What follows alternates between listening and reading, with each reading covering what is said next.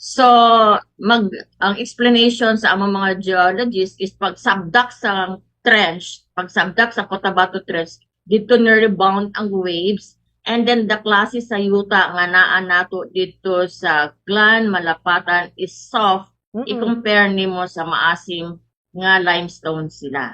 So, Mm-mm. pag spread sa wave, ang nakita nato nga dito siya paadto sa may Malapatan, Mm-mm. and Glan, and the Jetson area. Mm-mm. So, humok ang ilang mga kayutaan, so mao to nag-cause nga daghan sila og damages. Okay.